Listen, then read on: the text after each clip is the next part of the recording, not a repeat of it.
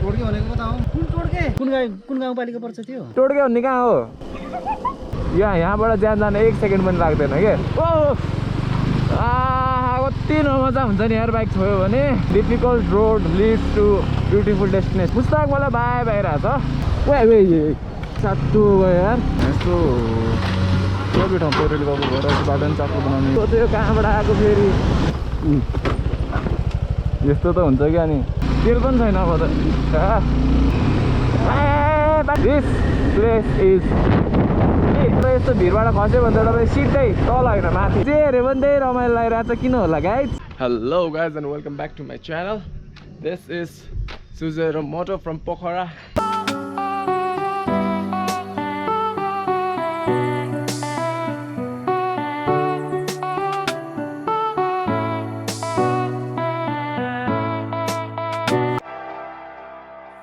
Take a chance,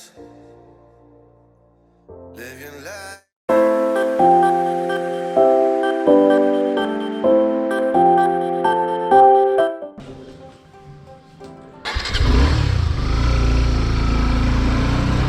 So hello guys and namaste everyone है। Hope सबैजना सन्चै हुनुहुन्छ होला। म पनि सन्चै छु है। अनि आज चाहिँ म जाँदैछु स्याङ्जाको टोड्के भन्ने ठाउँमा चाहिँ म जाँदैछु है। अनि त्यहाँ त्यो ठाउँ चाहिँ हामी राङकोला भन्ने ठाउँमा पुगेर त्यहाँबाट बिरुवा हुँदै टोड्के पुग्छु। मेरो आज त्यहाँ जाने रिजन पनि अलिक डिफ्रेन्ट काइन्डको छ। 8-12:32 है। अनि यस बाटोमा म चाहिँ ठाउँहरू एक्सप्लेन गर्दै लिएर जान्छु। राष्ट्र ब्याङ्क आइपुग्यो। अब हामी चाहिँ यहाँबाट राइट लागेर जानुपर्छ स्याङ्जाको लागि। I have some work to do है। त्यही भएर चाहिँ म हल्का एकछिन 1 मिनट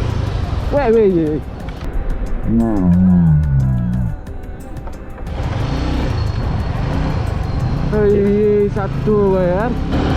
यार सेट मैले यार बिरालो खिचेँ कस्तो यार। अब त्यो मरिसकेको बिरालो हो न त्यस्तै माथि पनि टेक्दा त अझै शरीर सिरिङ भइरहेको थियो यार। टाउकै विचित्र बाटो दिएछ गाडीले। गाइज हामी आइपुग्यो बिरौटा है। अब यहाँबाट माथि हो कि लेफ्ट गयो भने चाहिँ हामी एयरपोर्टको बाटो हुँदैन माथि पुग्छौँ ब्रिटिसतिर। अनि हामी यहाँबाट चाहिँ राइट लागेर चाहिँ जान्छौँ है। सिधै छोडेर पढाउँदै जान्छौँ। अब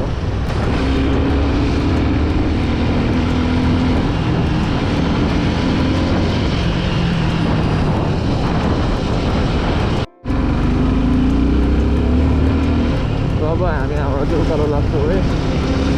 अब चाहिँ जाने भनेको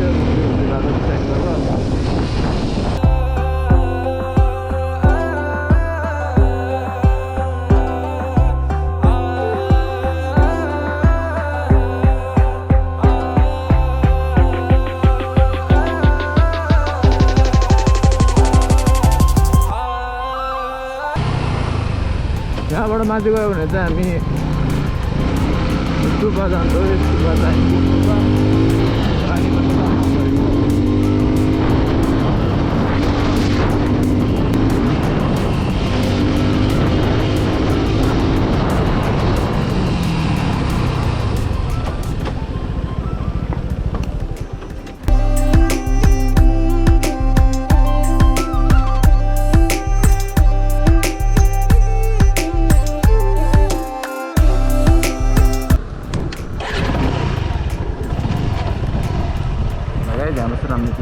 त्यसो खायो सिलेक्ट गऱ्यो है। अब चाहिँ अब म उतै गरेर स्याङ्जै गरेर रोक्छु होला।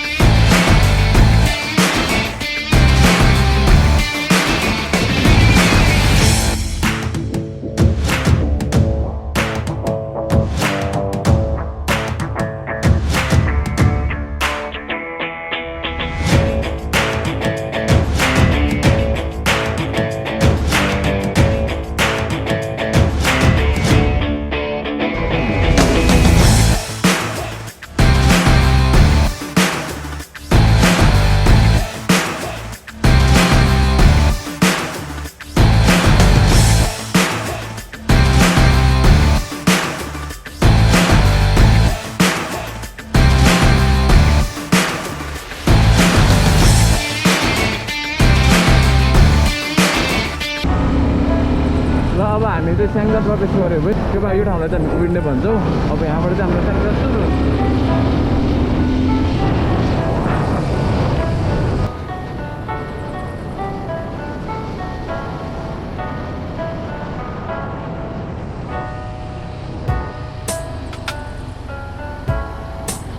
बाटो छ बाटो बन्द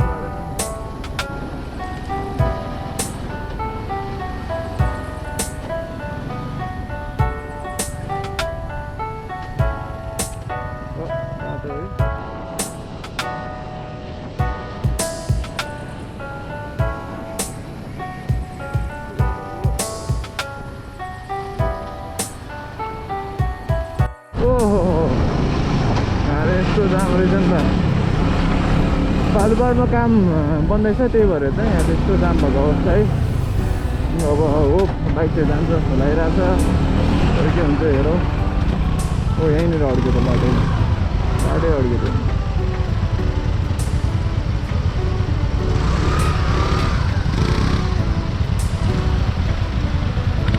बाइकलाई चाहिँ छिर्न दियो हुन्छ कि यहाँ बाइकले यस्तो सबै ठाउँ पहिरोले बाबु भएर बाटो पनि चाकु बनाउने भएर चाहिँ गर्दो रहेछ क्या अहिले यत्रो ढुङ्गा खाएको छ मान्छे मान्छे गर्छ अन्त सकिएको त नि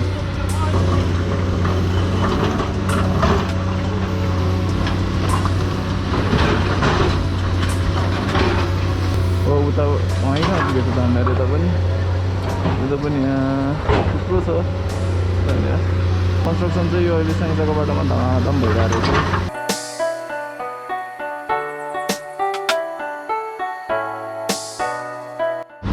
ल त अब यस्तो बाटो फुलेको अवस्था है बाटो फुल्यो यत्रो पर्खाएपछि फुल्यो अब फुलेपछि यस्तो यार गर्मी यस्तो ठाउँमा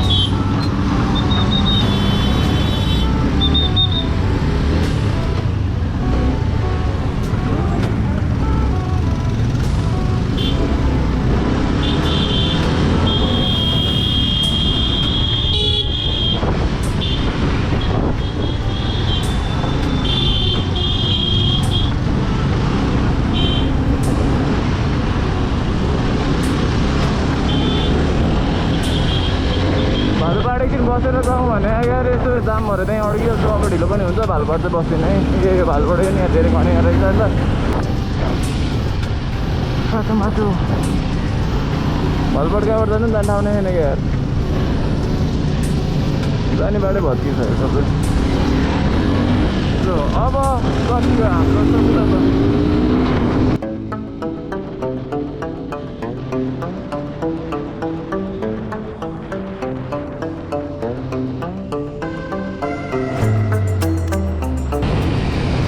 स्याङ्जाको बाटो पनि यस्तै हो क्या पहिला त त्यसै घुम्ने बाटो अहिले त झन् यार पुरा अप्स एन्ड डाउन्स क्या अब यस्तो अरे त्यो चाहिँ हाम्रो भालुपाड यस्तो दामी देखेको छ भालुपाड यहाँबाट है अहिले घाम पनि छैन नागडाँडा हामी चाहिँ नागडाँडा आयो है कास्कीको नागडाँडा होइन स्याङ्जाको नागडाँडा है कास्कीमा पनि नागडाँडा छ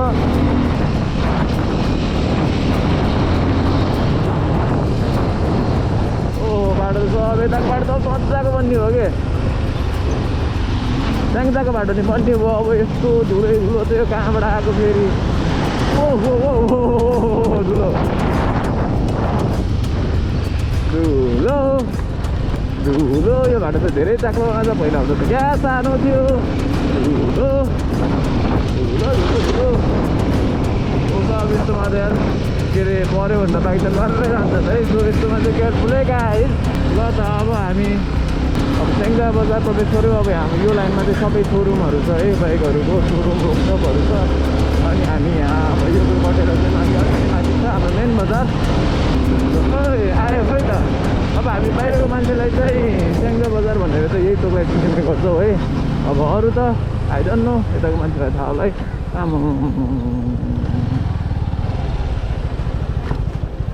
है त्यो त्यस्तो दामी बनाएर बेच्नु त नेपालको जन्म छ है ल अब हामी ठ्याक्क स्याङ्जा बजारमा बसेर अब चिसो खायौँ है अनि त्यो पछि चाहिँ हामी अब जे कामको लागि आएको त्यो कामको लागि जाँदैछौँ है अनि आई एम हेडिङ टु राङखोलाबाट नि अब अझै 1.5-2 घन्टा अफ रोड छ अरे अब यहाँको एउटा दाइले सोधेको त्यो दाइले भन्नुभएको सो 220 पो भइसक्यो अनि चाहिँ अब हेरौँ अब कति बेला पुगिन्छ बिस्तारै बिस्तारै जानु पऱ्यो अघि कस्तो स्पिडमा त गइँदैन र अब चाहिँ हामी आधी खोला आइपुग्यो अब यहाँबाट पनि छ हाम्रो कति 1.5-2 घन्टाको राइड हुनेवाला छ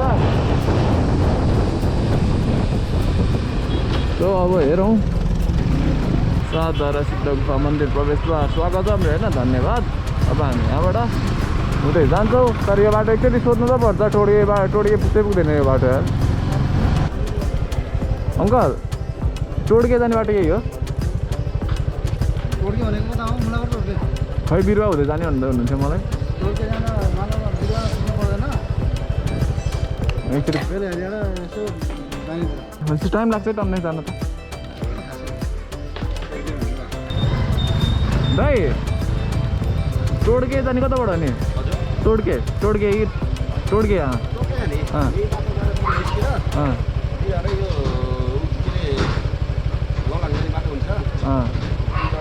कति टाइम लाग्छ नि टाढै छ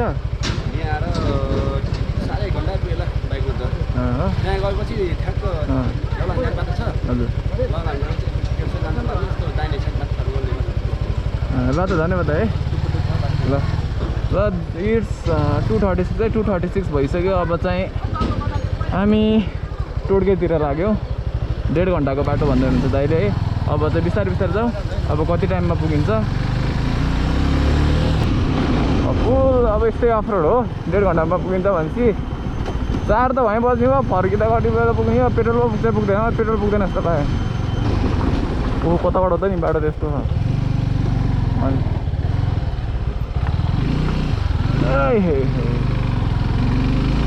बाटो यस्तो ध्वस्त छ यार अब यहाँ तलैबाट ध्वस्त छ माथिसम्म पुग्दा त झन् ध्वस्त छ जस्तो लागिरहेको छ तर जाउँ जाउँ अब के गर्नु त अब अफरोड त अब जहिले म अफरोडले कहिले नछोड्ने हो क्या मलाई ओहो यस्तो त हुन्छ क्या नि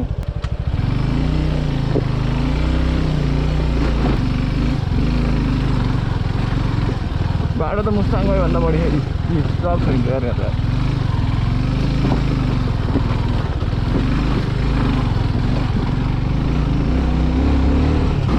ओहो बाटो त यस्तो ध्वस्तै छ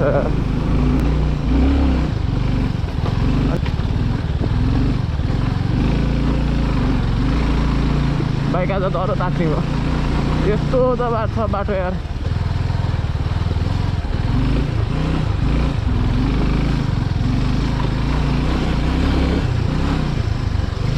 बाटो त पहिला पिच गरेर रहेछ तर सबै जस्तै यस्तो पहिरो भएको छ यार यो बाटो यो त अघि बाटोमा आउँदा नि यत्रो यत्रो ढुङ्गा भेटेको के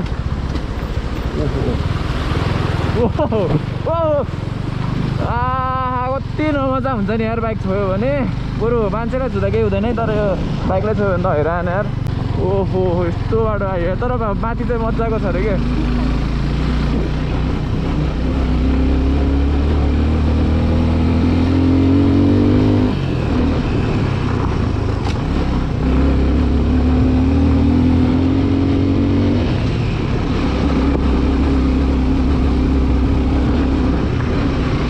यो त मुस्ताङै जान लाग्यो जस्तो भइरहेछ यार ओ सिट यार तेल पनि छैन अब त तेल पनि अघि हाल्नु पर्ने यार नहालिकन आइयो त अब तनाव हुने हो अझै 1-1.5 घन्टाको बाटो छ भने त मेरो रिजर्भमा झरिसक्यो अनि मलाई गाह्रो पर्ने हुन्छ त्यही भएर चाहिँ ओहो खोला खोला रहेछ नि त खोला खोला खोला नाला पानी नि यत्रो छ अघि टङ्ग ठोकिहाल्यो टङ्ग ठोकिहाल्यो ओहो ल बिरुवा गाउँपालिकाले हाम्रो स्वागत गरिसक्यो है अब हामी यो बाटो हुँदै जान्छौँ अब बिरुवा भन्दा चाहिँ अलिकति माथि पुग्छौँ अझै टोक्यो भन्ने ठाउँमा हाम्रो राइड ल त्यो सुखद नै रहोस् त्यही कल्पना गर्दै केही नभइकन माथि पुगौँ अनि चाहिँ यस्तै त हो नि यता फेरि पिच रहेछ बाटो उता बिचमा चाहिँ अब ठाउँ ठाउँमा नि पिच भएको बाटो चाहिँ सबै ध्वस्तै रहेछ कि यता चाहिँ पानीले पहिरोले बिगारेर नत्र पहिला त एकचोटि पिच भइसक्यो बाटो रहेछ नि हामी चाहिँ अहिले जङ्गलको बिचमा छौँ है म एक्लै छु सोलो आज राइड ओहो ओहो ओहो ओहो कस्तो नछोको क्या अब डर लाग्ने क्या छुन्छ भन्ने नि ओहो क्या मजाको भ्यू यार अब भन्छ नि difficult road leads to beautiful destination भने होइन यही हो अझै यहाँबाट हामीले यतिकोमा आइसक्यो है अझै हामी धेरै माथि जान्छौँ बाटोको कन्डिसन चाहिँ तर धस्तै रहेछ मुस्ताङ गए जस्तै लाग्यो मलाई अलिअलि मुस्ताङ मलाई बाई भइरहेछ